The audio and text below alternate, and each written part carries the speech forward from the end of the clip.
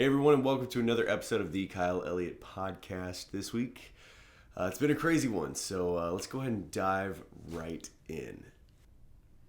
As always, my sponsorship is Goalie Apple Cider Vinegar Gummies. I know I've been talking about these things. You guys got to get them. They're awesome. They're gluten-free, non-GMO, unfiltered water. It tastes amazing. If you've ever had to take apple cider vinegar or just ever wanted the benefits from it, those spoonfuls are pretty terrible. So take the gummies instead. This whole bottle, there's 60 pieces. It's like $12. And it's going to make you feel great, and it's going to make you have more energy. So I promise you guys, go ahead and grab you some goalies. You can find the link in the description below. So for this week, I wanted to share a new artist like I've been doing in every episode.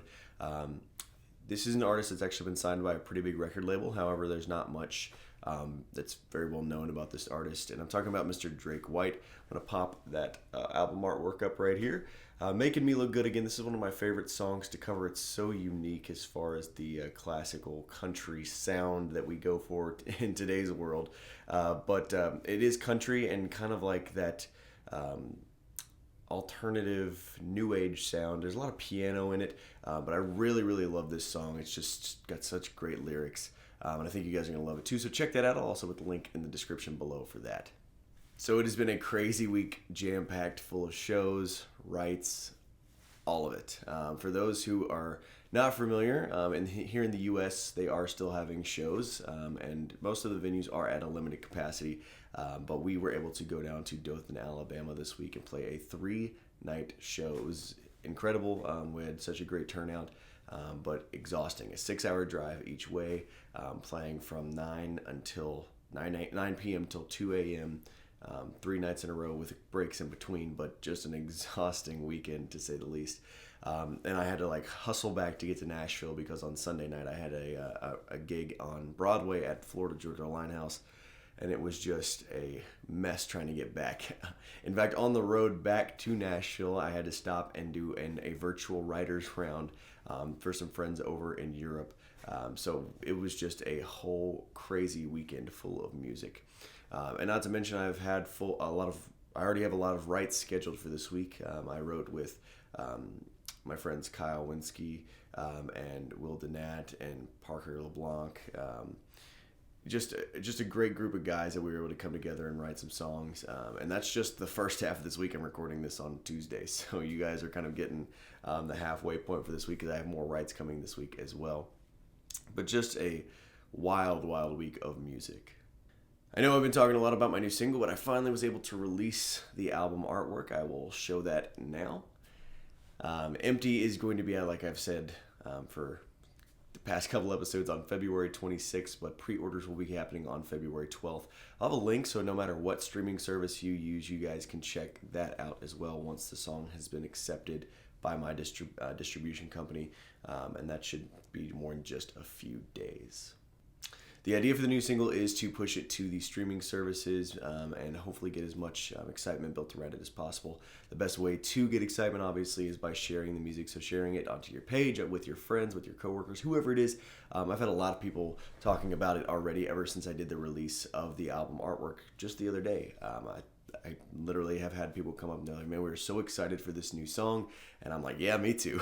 I've been holding on to this thing for a while and cannot wait to share it. There's some really cool aspects to it, some great instrumental parts in the song that are really unique. And I think you guys are going to love it as well because I love it and I can't wait to share it with you.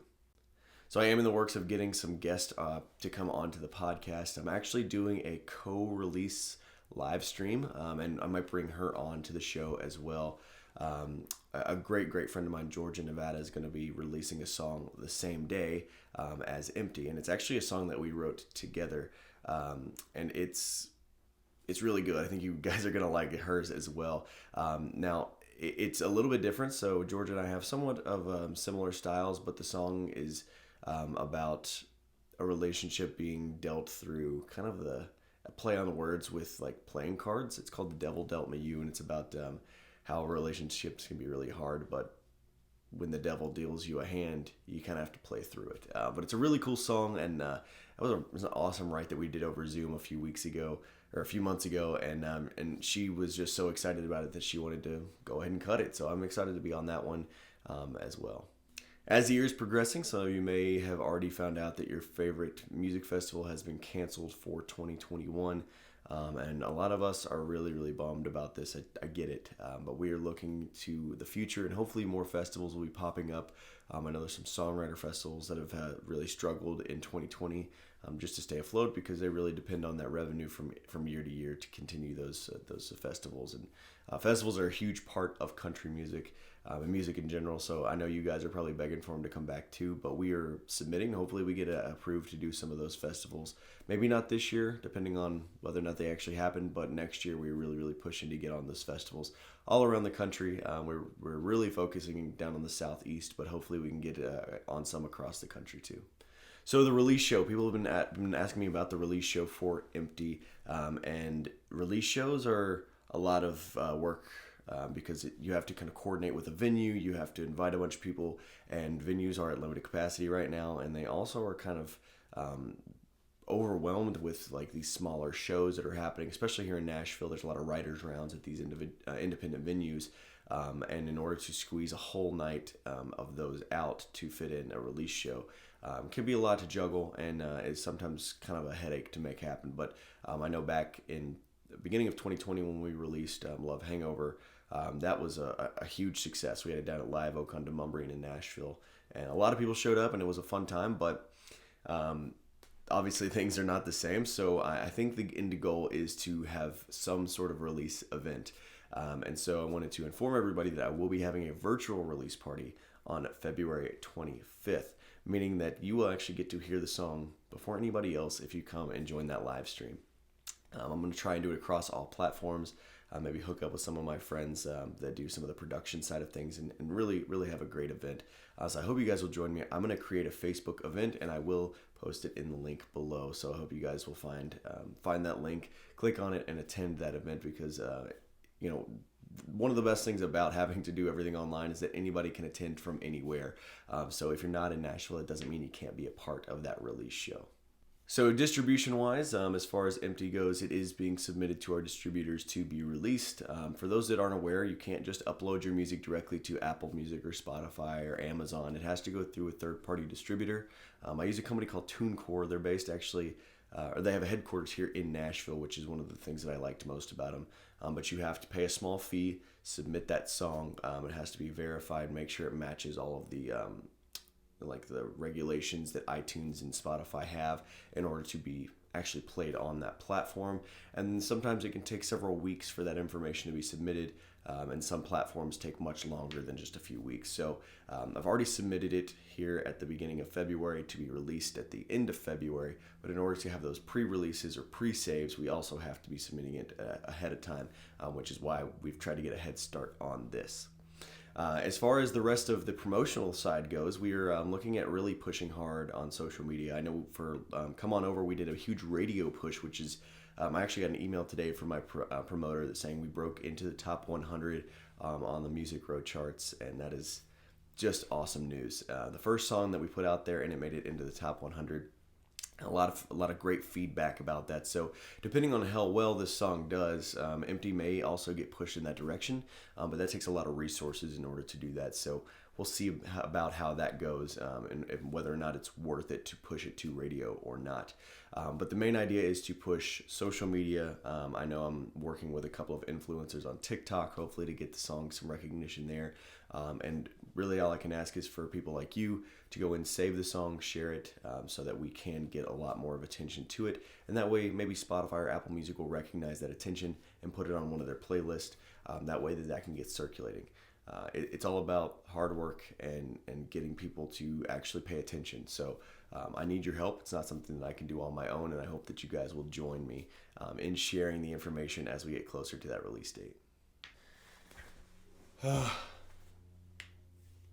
Oh my goodness. So one thing I do want to talk about, and this is something that was so apparent to me this past weekend. The band and I have obviously played several shows, but one thing that we really haven't done is played a big show on the road like we did this week, where we actually had to travel out of state, stay somewhere, and not travel back the same night.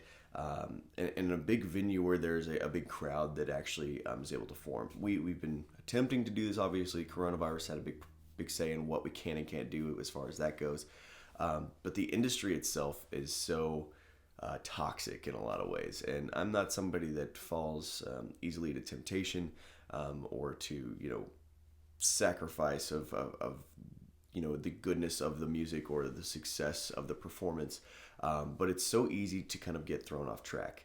A lot of people probably understand there are a lot of drug and alcohol issues in the music industry, and you do see it. I was almost baffled by how much was just kind of thrown at us at this event. And not to say that the venue was poor or that the people that came were not just having a great time, but it's kind of just a side effect that comes along with it. There were just drinks thrown at us, and having too much to drink can lead, obviously, to a pretty rough day the next day. And that can also lead to a poor performance. The idea is to never have a poor performance ever. Obviously, to go out and give it 110% every single time you step on the stage. But it was just something that kind of clicked for me, because I obviously have a lot of friends in the music industry that have also suffered from alcoholism or drug addiction. And to just see it so blatant in my face for really the first time was kind of a wake-up call. I told myself right then and there, I said, this is not going to be how I do this. I'm not going to be part of those statistics and fall to the wayside when it comes to drugs and alcohol. Now, there are obviously limitations. It's not I can't have a beer while I'm on stage or whatever, but to see just kind of the negativity that comes out of it at the end of the day, and it affects the music, which is the whole purpose of doing it. So the idea for me moving forward is to obviously have a clear understanding of where I stand in the balance between those good and bad things, but to make sure that never take it too far. But it definitely is a very dangerous career, and I can see why so many people have fallen into alcoholism or drug addiction, because it's just so prevalent in the music industry. All right, so the good news. So the songwriter series here on YouTube is launching this week. The first episode will be out probably on Thursday if you're watching this on Tuesday. But really excited about that, because I get emails, Facebook messages, people coming up to me after shows, and they always ask me, how do you get into the industry? How do you become a songwriter? How do you write a song? Just simple questions like that. And I cannot wait to share the insight that I've kind of collaborated over the last couple of years to put forth into this little series to show everybody that's ever been curious. And I want more. I want more questions. I want more feedback about what you think and how it maybe has helped you. If you're a songwriter or you know somebody that's aspiring to be a songwriter, share the information with them, because the more music we have in this world, the better place it's going to be. And that's the exact reason why I'm doing this playlist. And I hope you guys will follow along too, because it's actually going to be kind of fun. I'll be writing songs on the actual channel, and you can be a part of that process, which I know is something that a lot of people want as well, to see what's behind the scenes of creating music. So as you know, this podcast is something that lasts for about 20 to 30 minutes per episode, but here on YouTube we only do about 10 to 15 minutes, because the rest of the podcast is exclusive for Patreon only members.